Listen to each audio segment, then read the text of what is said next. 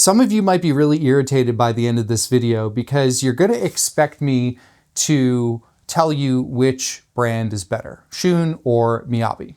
Well, I can't do that. I mean, I can if I could come to a conclusion that would determine which is better. But the reality is that these brands are near identical. And I mean that. They are near identical because they offer such a wide variety of different series that have different features, but although they may be different, a lot of them are very comparable when you go down the line. They have a variety in price, quality, feel, style, performance, durability, maintenance. They're both just neck and neck all the way across the various series within each brand that we carry here at cutlerymore.com. So this is what I'm going to do.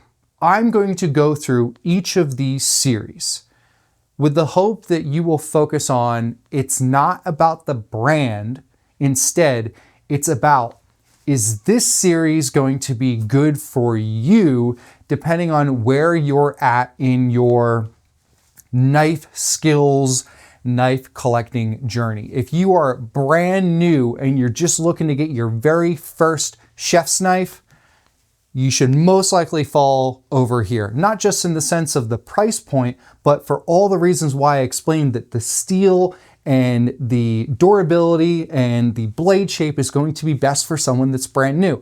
Now, if you have some experience with knives, you're probably gonna fall right in the middle here somewhere because you can understand and appreciate having to use a knife in a particular way that will allow it to last longer and minimize honing and sharpening. Then, for those of you who have quite a bit of knife skills, you've got the budget, you're probably gonna fall over here. And the reason why is they're the more expensive, but they also require a bit more maintenance. Some quite a bit more than others, and then some, like the very last one here, shouldn't be even touched by most people because of just, well, I'm gonna get to that. So I want you to focus on, it's not about the brand, they're both fantastic. If anyone tells you that one brand is better than the other, that's just like their opinion, man. If you know the movie, go ahead and comment. Anyway, this is what I'm gonna do. I'm gonna start from the most affordable, starting at the April 2025 full retail price of $130 and work my way up to the most expensive at $430. I'm going to talk about the steel, the Rockwell hardness, the blade finish, and the handle material of each of these knives. And you're going to see a lot of similarities, a lot of overlaps within each brand, from brand to brand, from Miyabi to Shun, and you're going to be able to identify, based on that information, which knife is going to be best for you just based off of the specs and the price. Then what I'm going to do is I'm going to put each of these knives on the cutting board. I'm going to zoom in, and I want you to look at the blade to cutting board surface contact based off of the tap and push chop, how they flow for the rock chop or the cross pivot mince chop, as well as slicing. They're the things that matter, much more so than which brand is better. It's not about which brand is better, it's about which knife is best for you. Whew. That was quite the intro. I have the 8-inch chef's knife for each of these series, except for the Kiritsuke for the dual core because they don't have a regular shaped chef's knife. So all these are 8 inches. It is the best comparison that I can possibly do. Let's get started with a little bit of a camera angle and set change so you can get some close-up B-roll. Well, they won't be B-roll. I'll be actually going through and explaining and pointing and all of that stuff. Anyway, close-up little glamour shots of these knives. Let's get started with the Shun Kanso coming in at the most affordable of $130. Yes. I must have practiced that or gone over how to do that intro like a million times today, and I just nailed it. The Shun Kanso is made with AUS 10 stainless steel. This is a full tang construction, so the blade itself goes all the way up into the handle. The steel comes in at a 60 Rockwell. What's great about the knives here that are in that 60 to 61 Rockwell is that they are the perfect happy medium between really hard Japanese steels like the Miyabi Black coming in at a 66 Rockwell, which of the 300 plus knives that I have in my collection, that is the hardest Rockwell that I own.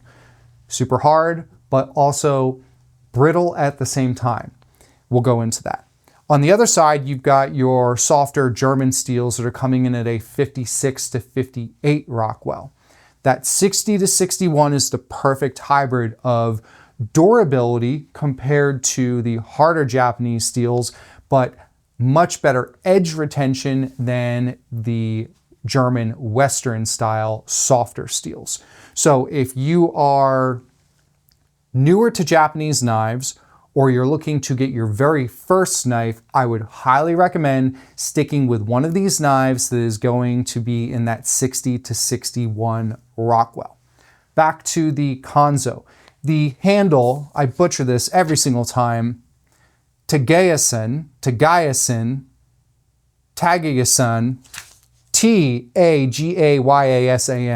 That's how you spell it. It's a very hard, dense wood. It is a natural wood. It's only one of 3 in the entire lineup here made with natural wood. And evidently it used to be used to make samurai sword handles. It's the most affordable in the lineup.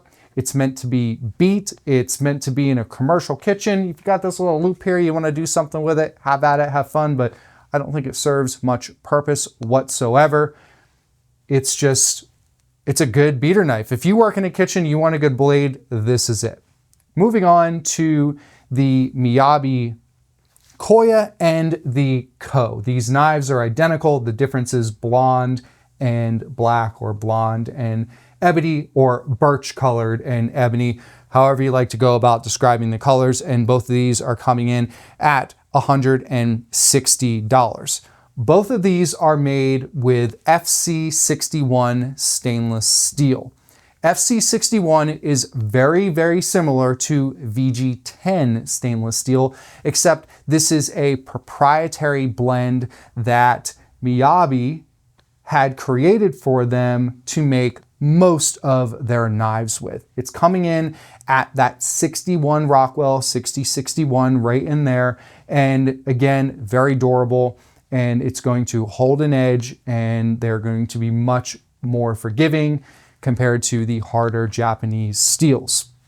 The blades have a sand blasted finish. We have a stainless steel bolster. Of all of the knives here, the most traditional Japanese type of handle will be the Koya and the Koh, as well as the dual core by Shun, because they are octagonal. These are both made with Paka wood, which is an engineered wood resin material. It's incredibly durable. It's not going to warp. It's not going to absorb moisture. They're going to last a very long time. The Pakawood and micarta handles are very similar in the sense of their durability, so keep that in mind. The only ones that I would say that you would really have to worry about, the first one here, the Kanso, is lacquered. It's got some type of finish on it. The Birchwood and the Black by Miyabi are natural finishes, so they can warp. But here's the deal. You don't want to leave any of these soaking in your kitchen sink, regardless of whether it's $130 or $430. So in the sense of maintenance, yeah, you just got to take care of your knife. And when I say that these can potentially warp, that would be it. If you left them soaking in a sink, they're going to absorb that moisture over a decent period of time, and you could have some issues. So there you go. Of these 3 knives right here, very different actually because of the stone wash versus the sandblasted finish, the handle shape, the full tang, the material is a bit different. The polish edge versus this little bit more matte type of finish is going to be a bit different. Okay, let's move on to the Miyabi Evolution. This is basically your Zwilling Pro Miyabi hybrid. You've got a full tang construction. It's the same FC61 steel as the other 2. This has the Palm triple riveted handle. Palm is an engineered material that's on the Zwilling Pro line and other lines out there. Polymethyl-ethylene, something like that. It's meant to last forever. This is going to give you that German type of feel with the handle, but the weight balance with this is not German. It is very evenly balanced. In fact, most of these knives are going to be evenly balanced, like right on the bolster or just at the very base of the blade. The balance of a knife does not determine the quality. It's all going to be based off of personal preference and how you like a blade to perform. This has the same sandblasted type of finish on it with a bolster.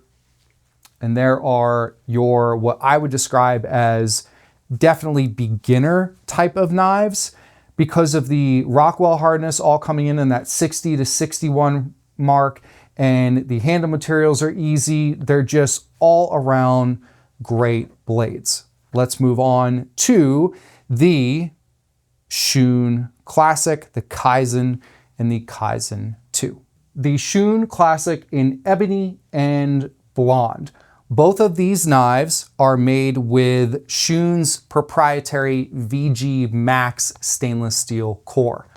It's, again, FC61, VG Max, they're right there. They're coming in that 60 to 61 Rockwell hardness. They're going to be the same in the sense of durability, the same in the sense of edge retention, hardness. They're neck and neck. We're comparing a red apple to a red apple, but one was made at this farm and the other was made at that farm. Well, not made, grown. Or made, I don't know. Apples are pretty funky these days. Okay, we have a pack of wood handle with both of these. So again, it's that engineered wood resin composite bolster. These have a stainless steel end cap, and we are coming in at that $170 price point. Moving on to the Kaizen, which is the original Miyabi design. So we're comparing original Shun to original Miyabi here. The Miyabi Kaizen is made with VG10 stainless steel. I already explained before, VG10, FC61, VG Max, they are all right there in the same ballpark in the sense of edge retention and durability and maintenance. This has 69 layers of Damascus cladding into a bolster, red inlay. This has a micarta handle with a mosaic pin, another red inlay with the stainless steel end cap with the kanji at the butt of the knife. This is coming in also at $180, just like the Kaizen 2. Now the Kaizen 2 has four main differences. The first would be that the steel is made with the FC61, the same as the Koh, the Koya, and the Evolution.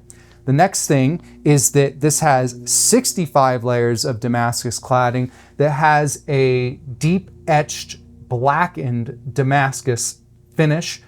The bolster of the Kaizen 2 is a little bit more elongated, going into a little bit more of a girthier D-shaped handle. All four of these have a D-shaped handle.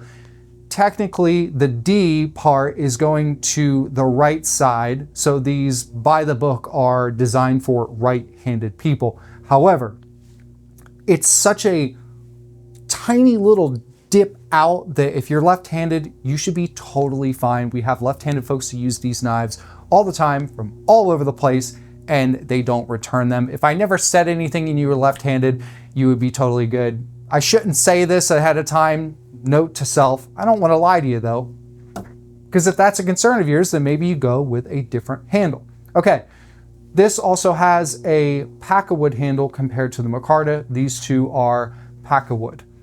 Price of that is $180. So these four knives are very, very similar in the sense of their features. The biggest difference of all of these is going to be this more matte type of feel, deep etched blackened Damascus of the Kaizen 2.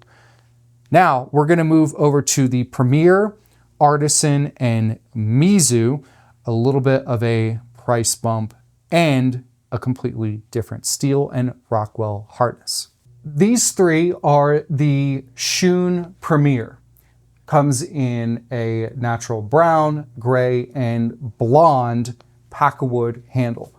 The steel is the same with 69 layers of Damascus cladding, except the blade finish of these have a sashimi finish, which are these little dimples. It's a hammer type of finish, and it's design and functionality. Design because it looks really cool. Functionality because those little tiny divots create tiny little air pockets, and it doesn't prevent food from sticking to the side of the blade, but it does help the food come unstuck easier when you give it a little flick with your finger. Generally, when you come in for the next slice, it's gonna push off the one before that, and there you have it. So these come up into a bolster with the Packawood handle. You've got brass or copper and black inlays with a stainless steel end cap with the kanji at the butt of the knife, coming in at $200. This is essentially your step up from the Shun Classic. You get a bit different of a handle shape. They're a little bit more rounded and girthier. And the weight of these is going to be a little bit different as well, just because of that handle. Now, I mentioned before the D shape of the Classic. If you're not a fan of the D shape or you're concerned about it, but you want a very similar knife, these have a more rounded handle. Next up is the Miyabi Artisan, which has an SG2 stainless steel core. SG2 is taking us away from that 60 Rockwell hardness and bringing us up to 63.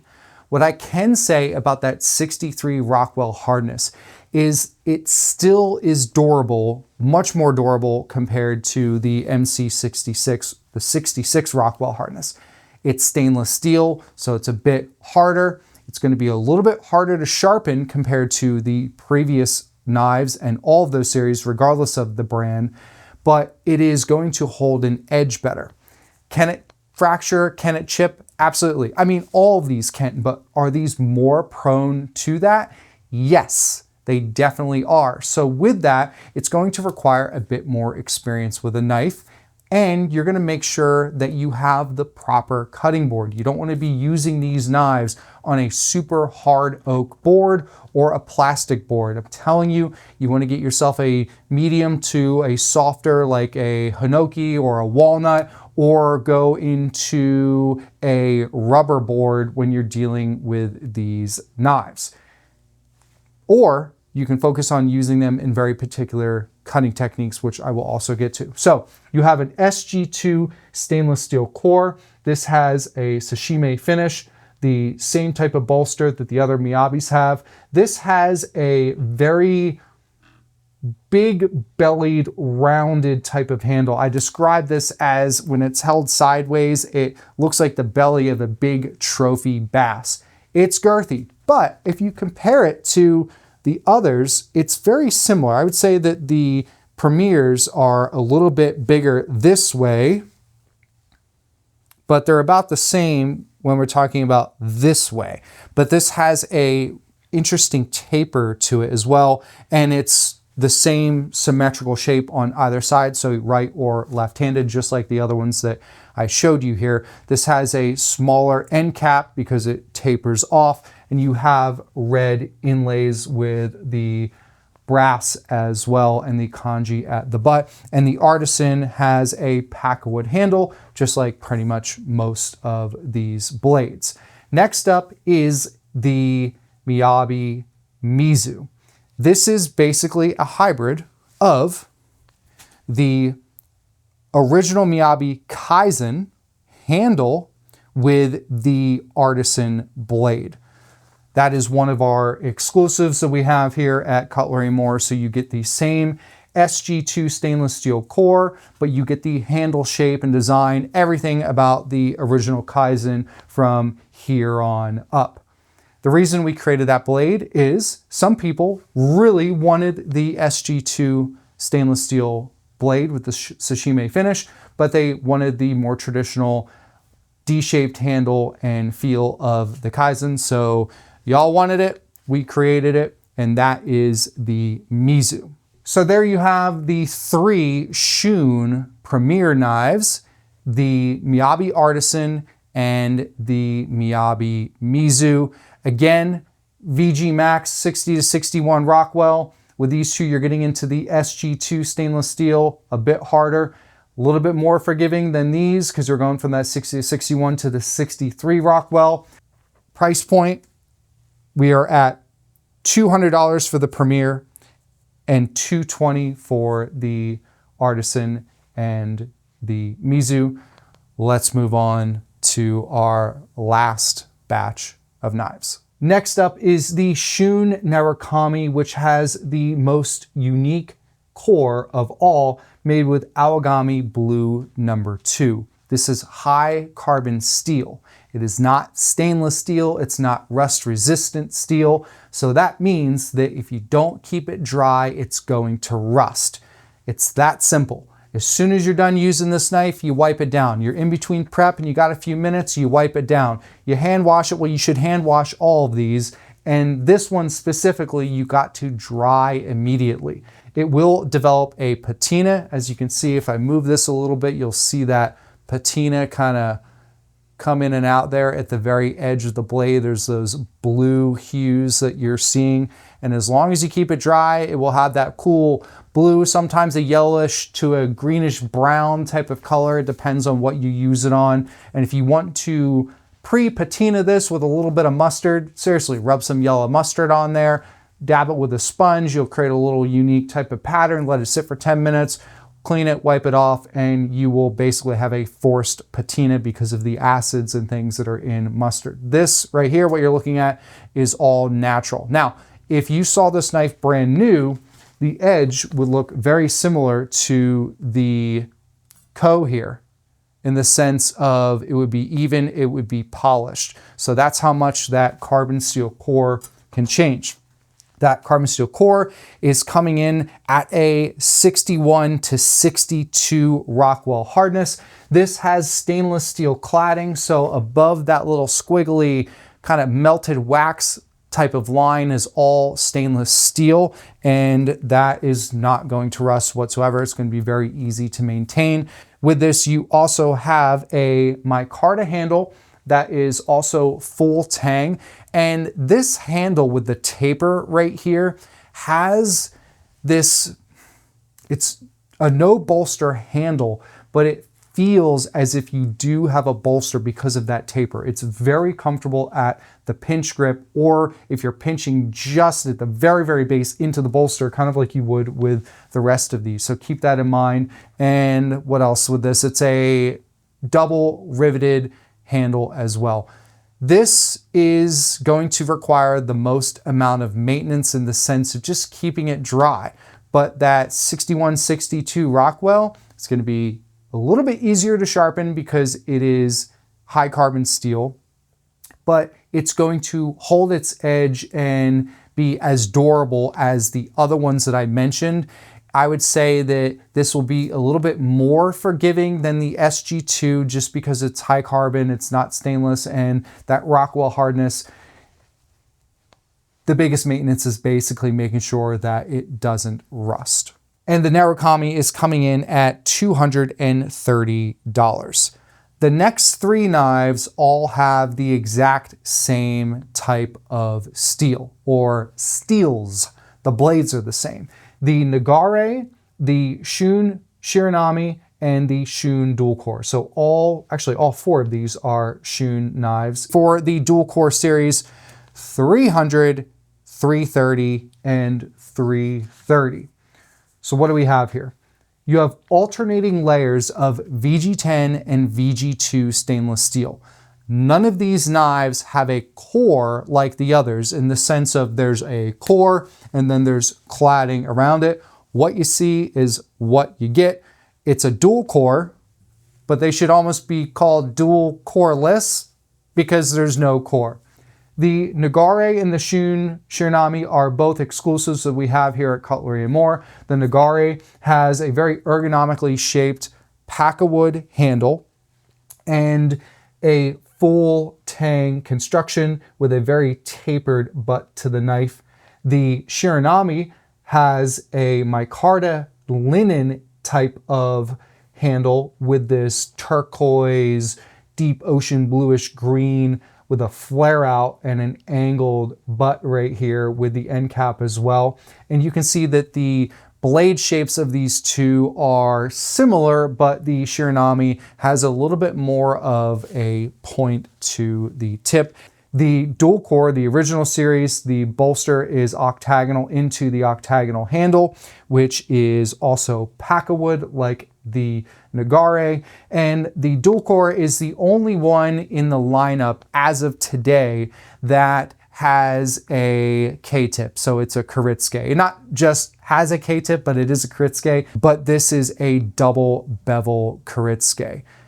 Of all of the knives, the one that you're going to have to worry the most about ramming into the side of your sink while you're cleaning it and worrying about chipping or fracturing the blade, it would most likely be the dual core. So in the sense of maintenance and because of this tip, you got to play it safe and be careful. I mean, you don't want to break off the tip of all of these, but this is the one where if you do, because of the way it goes down like that, that having someone or even you having to sharpen that and reshape it is going to take a lot more effort compared to all of the other knives that we have in the lineup here. So who are these knives for? The Narukami is for whoever wants to keep it the driest.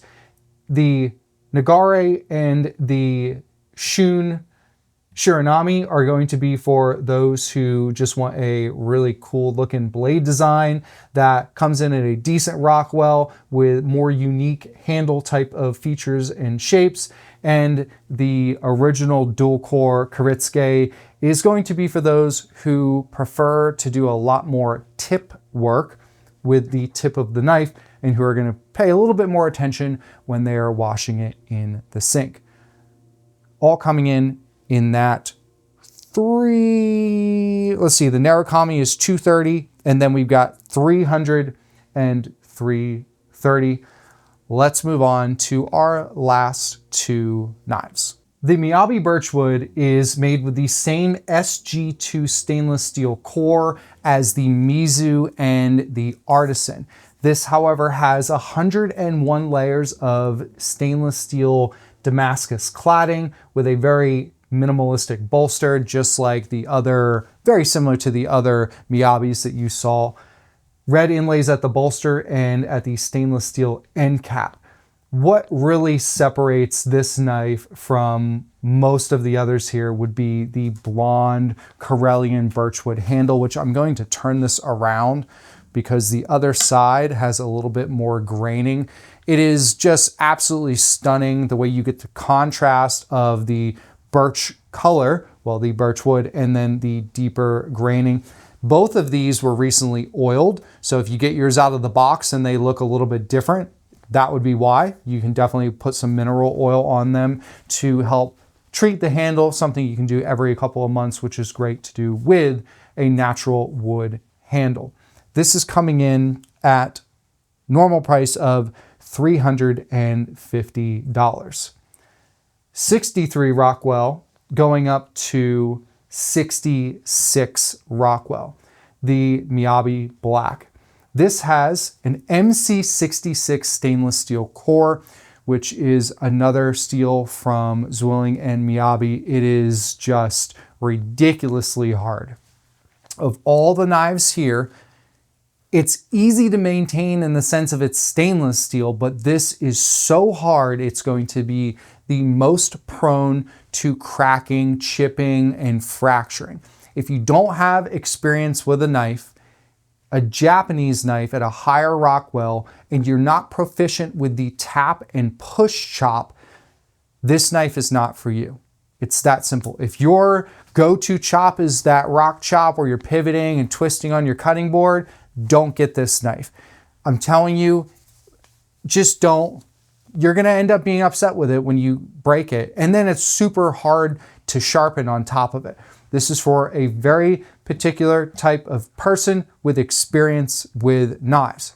This one looks just as beautiful, but at that 63 Rockwell, it's definitely more forgiving and it's a bit less expensive. The Birchwood is coming in at $350 and the Black is coming in at $430. The Miyabi Black also has 133 layers of deep etched blackened Damascus with a big leaf maple handle. Between the two, it's a beautiful contrast. This is much darker with a ash grayish black type of tone to it compared to the Birchwood. Yes, there's a price difference, but most importantly between the two, there is a performance difference because of the increased Rockwell of the Miyabi Black. Okay, I'm going to grab my cutting board, get it set up here, rearrange my camera a little bit so you can get a little close-up of the side profile of these knives and how they make contact with the cutting board.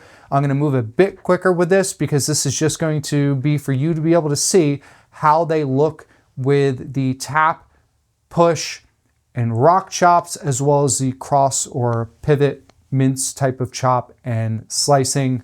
TV magic. Let's get started with the Shun Kanso. Little side shot there. Beautiful blade.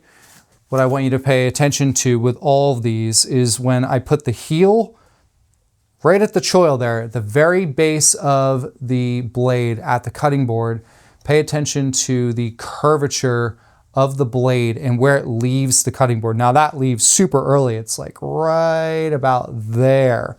But if I kind of position the knife so it's a little bit more natural, you can see that this has got a little bit of a gap right here, that curvature at the belly, and then it flares up. So in the sense of the tap and push chop, you're going to be using the back part of the knife, but because of this curvature, you're going to get a really nice flow for the rock chop. Tap, push, rock. This 60 Rockwell, going to be totally fine for pivoting and mincing, or the cross chop, whatever you want to call it. The tip of this is pretty fine compared to the other blades as well. So if you're doing a lot of trimming and breaking down whole proteins, especially if you're in a commercial environment, this could be really good. There's also a little bit of flexibility to the blade here, which may or may not apply to you. It just depends on where you're at. And then you can see that the balance of this blade is pretty nice right at the bolster. I just saw in my monitor here my cuts and scrapes. It just happens. Cut myself doing a video the other day. Cut myself putting shelves together. Just cut myself sanding one of these easels right before I filmed. It happens. Next up is the Miyabi Koya, which is the same as the Koh. The difference is the handle. The balance of this right at the base, at the top of the bolster, is perfectly even. And let's see, the blade starts to curve up right about here. So that means you're going to get a really nice rock chop, tap, push, totally fine. That cross chop, pivot, mince type of feel there is really nice. When it comes to any of these knives, you don't want to be putting a bunch of force into the cutting board. There's no need to like, let the weight of the knife do the work for you when you are pivoting like this. If you have that with a softer board or a medium type of board hardness or a rubber board, actually you don't want to be doing that type of a cut on a rubber board because it'll destroy it. So on a wood board, not plastic, just let the knife bounce up and down. When you have a sharp knife, you don't need to use a ton of force. Moving on to the Miyabi Evolution. This has the tallest heel, so the height from here to there, of any of the knives here. And with that, you're going to get a really nice curvature that comes right up off the cutting board pretty early on, but still with the tap chop, push chop, you're getting decent surface contact at the back third or so of the blade. The pivot is going to have a really nice rock to it because of that heel height. Again, just kind of let it go through. The slicing of these, to be honest with you, is going to be pretty much the same except for the Kiritsuke. That's the only reason that I'm not going to show you that for every single one of them. It's like you're slicing. Kiritsuke, different story. The bounce, little bit handle heavy, but if you move down just a little bit into the bolster, you will have a really nice even balance. Next up is the Shun Classic. Let's look at the blade surface contact. It starts to belly up right about here. But if you kind of you let it fall naturally, so it's meeting right in the center there, you got a little dip up in the back and in the front here. So with this, you're going to be good with the tap in the back third or so, or the middle of the blade. So tap, push, but that rock chop.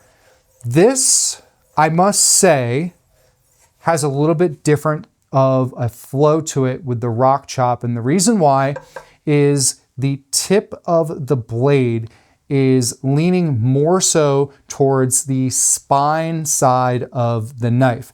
So the others were a little bit centered or just creeping into the, a bit more centered, a little bit more of a downward tip as well. So this straighter spine,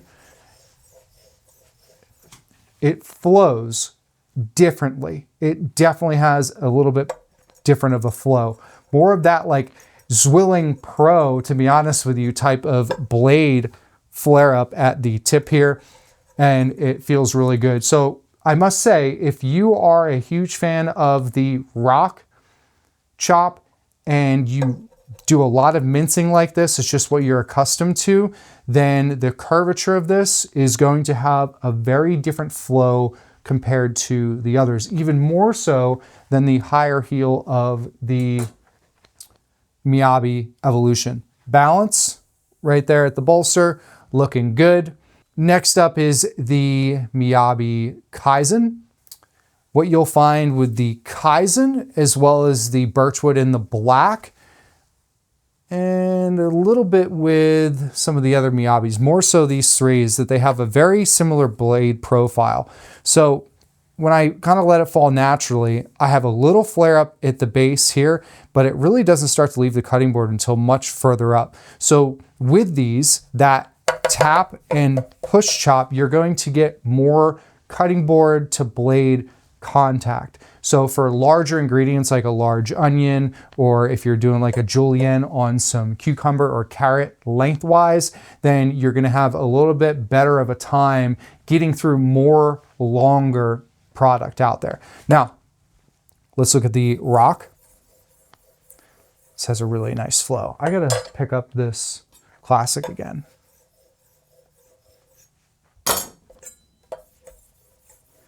Yeah, the Classic has just a little bit of a different, just think of a train, that locomotion, that rounded type of uninterrupted flow.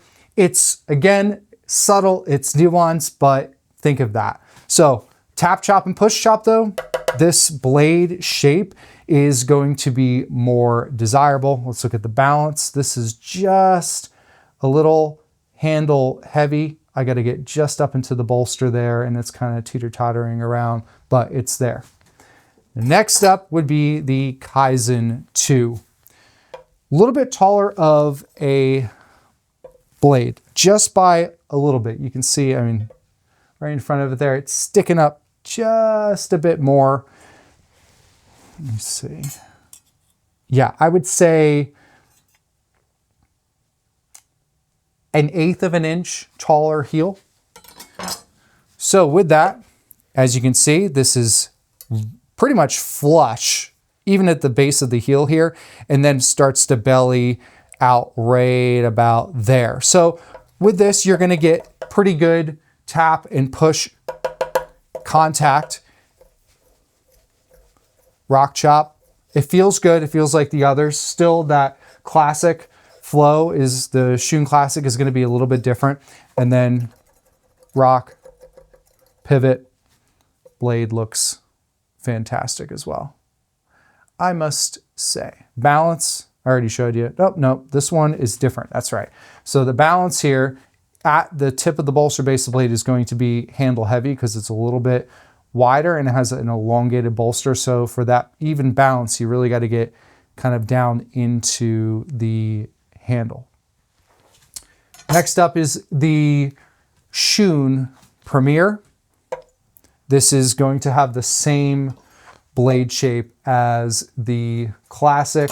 So we know that this starts to kind of curve up right about here. So you got your tap and your push, and that same type of rock chop type of flow.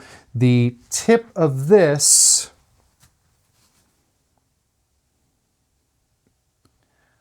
I want to say that they are the exact same blade shape. No. There is a chance that, yeah. So the tip of the Classic is a little bit more spine leaning, whereas the Premier is a little bit more centered. It's a little different, and that bigger handle also affects the flow a little bit. I would put this in the same flow type of feel as all the others that I've shown you so far. Still, that rock chop, if you're a big fan of that, that is the blade for you, I must say. Oh, balance. Bigger handle, but has a very even centered balance. Feels good with the flow. I tell you, with these finer blade knives, whenever I get into that rock chop type of pivot mince, there's a little bit of a feel of like, sometimes it grabs the cutting board, and sometimes you can actually see, I don't see any on here, you can hear these tiny little micro fractures. I'm not hearing it, but there's certain feel that comes with that type of flow that it's like Japanese knives are really just not designed for it. I'm going to be totally honest. And now that I'm getting up into the SG2, carbon steel, VG10, VG2 dual core, and the others, I'm probably not even going to do it because they're really not designed for that. Being just totally honest with you. Okay, this is the Miyabi Artisan. This is pretty much flush until about there. So you got really good, a little more than a third, just under a half type of surface contact for the tap and for the push. The rock feels pretty good. Yeah, it's the way it grabs. I don't recommend it when you're getting up and if you are going to do the rock chop, that mince type of pivot, you got to make sure you just have a soft. This is too hard. A Hinoki cutting board, which is downstairs, would probably be best for every single one of these knives. Rock will be fine because it's a little bit less aggressive and you're moving down products slower.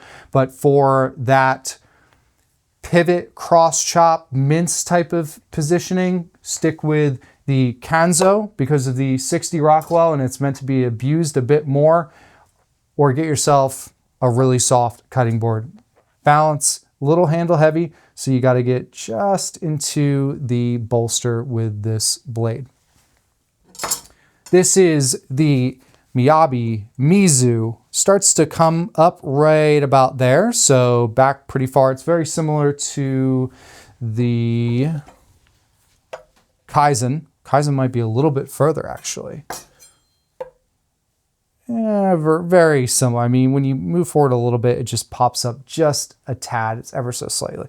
Oh yeah, look at this hammered finish in the, look at that.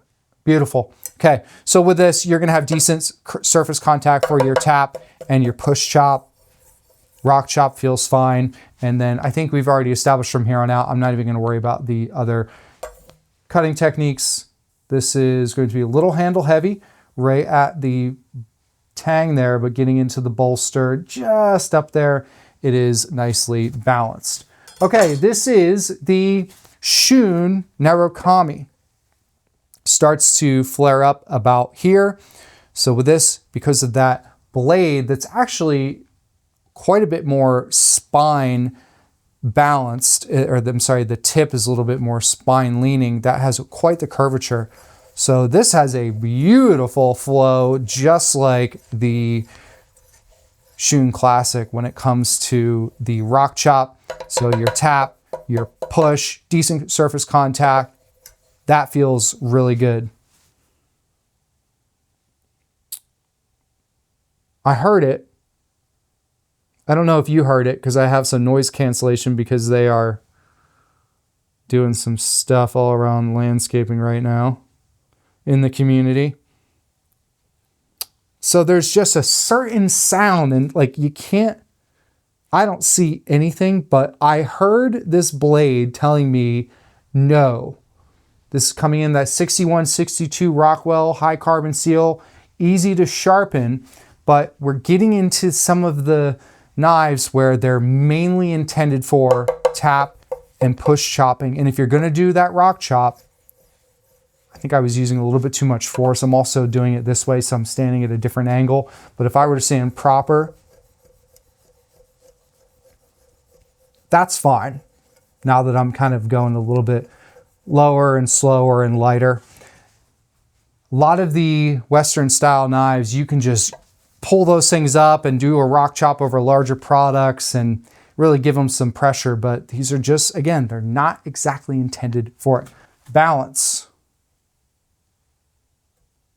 So I'm up into that flare of the handle that I talked about, not even touching the blade for this to be balanced, which makes sense considering the full tang and double riveted blade. I must say the blade of this is just mean looking. Very cool. Next up is the Shun Nagare. We're getting into a bit of a straighter edge profile. Even though it starts to flare up right here, you get different areas throughout that make decent surface contact with the cutting board. So with this little beauty shot here, just the way the dual core blade kind of has that sunburst type of effect, like coming from here and then goes out, really neat. We got our tap, our push, a very nice flow with the rock chop. This is coming in at that 61 Rockwell as well. And I'm not hearing or feeling any grabbing. So this is a really, really nice type of rock chop flow. This is definitely going to be handle heavy. Ooh, just ever so slightly. And you can see the curves of this handle are, I would say, the most unique of all the knives that you've seen here today. And the Shun Shiranami. Shiranami translates to white-capped wave. And you can see that the top part of the blade here kind of resembles waves coming into the beach and crashing. So with this, starts to flare up about here. A little bit more of a pronounced curvature at the tip compared to the Nagare. So with this, we got good tap, tap, push. and a really nice flow with the rock as well. So there's something about this VG10, VG2 coreless blade that's got a really nice flow to it for the rock chop. See, I heard it right away. Just the way it kind of digs into the wood. It has to do with the geometry. There's a bunch of things going on here, but I would say that this is not going to be good for that cross chop mincing type of feel. Balance, this is just a bit handle heavy. This is weighted into the handle as well, giving a little bit more of a Western feel and that flare out on top of it with the end cap. And there you go, one last little look at this dual core. Beautiful. Okay, next up is the dual core Kiritsuke with that herringbone type of pattern at the bottom half of the blade.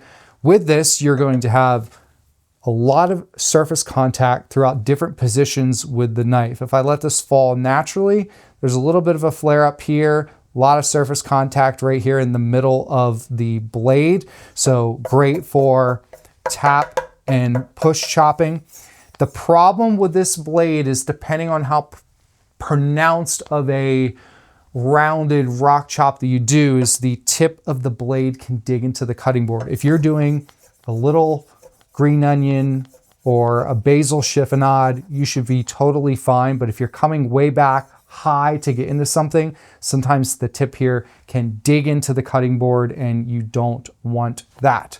In the sense of balance, this is a little blade heavy. I'm just going up away from the bolster just a little bit to get that balance. I'm pretty, no, just a tad blade heavy. Okay. One more look, actually. I love these dual core blades. They look stunning. Now we get into the Miyabi Birchwood. I'm showing you this because the handle really is quite fantastic. You can see that side has a little less graining to it, and yours is going to vary in the graining as well with that SG2 stainless steel core with the Damascus clad, 101 layers there.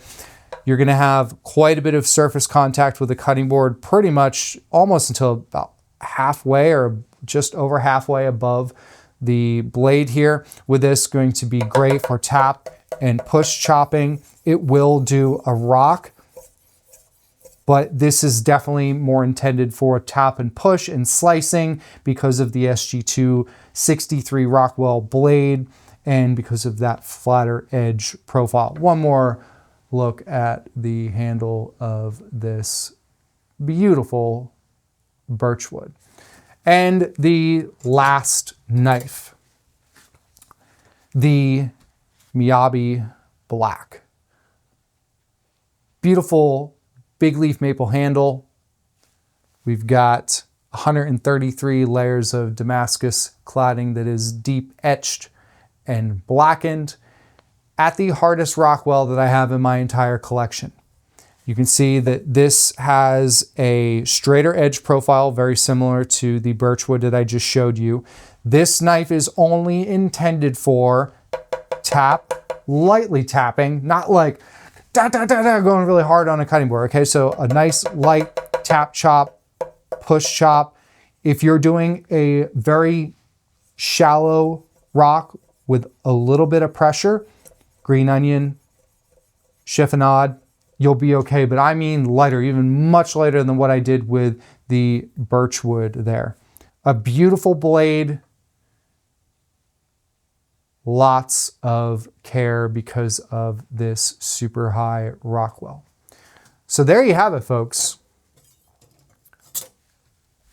I would say, aside from just me drooling over the handles of the birchwood and the black, I hope I did a good job of being as objective as possible when it comes to these knives. Remember, it's not about the brand, it's about the individual series, it's about the price, it's about how the blade is going to be easy to use on the cutting board, easy to maintain in the sense of what type of chops you can do or how quickly you have to dry it. It's going to be about, is it easy to sharpen like all of these over here, or is it going to get a little bit tougher from the SG2 over? We start with $130. We go up $300 more to the black at $430. They all have awesome styles, looks, feels. They're great with their performance. Most of these can handle some tap, push, rock, and a little bit of a lightly pressured cross chop. And some aren't exactly the best for that type of pivoting or torquing type of technique. So as you are trying to decide which knife you're going to add to your collection, I want you to focus on all of the technical aspects more so than anything else. Then once you identify what type of steel is best for you, then you can look at the handle. Most of these are pretty evenly balanced out. The grips are going to vary from the Evolution being more traditional Western to the dual core, the Koh and the Koya having that more traditional octagonal, to the D-shaped handles that they both have, to the girthier Shun Premier, to the Artisan, and then some of the different shaped handles of the Nagare and the Shiranami and the Evolution. After you identify what type of handle is probably going to feel best for you, that's really when you can dial in and figure out which brand you might prefer. But you're not starting with, do I want a Shun or a Miyabi? You're starting with all of the things that are going to matter to you and where you're at in your, I'm just getting started buying my first knife, stick to this side of things, to I'm expanding my collection. Pretty much any will do. Or you're transitioning over from German blades and you are really proficient with your knife skills and you want to get a finer Japanese blade. Maybe you're from here over. So I hope this is helpful. Thanks so much for tuning in and watching this very in-depth and long video explaining Shun versus Miyabi. I'm Chef Brandon with Cutlery and More. Thanks so much for tuning in. Gosh, that's a lot of words.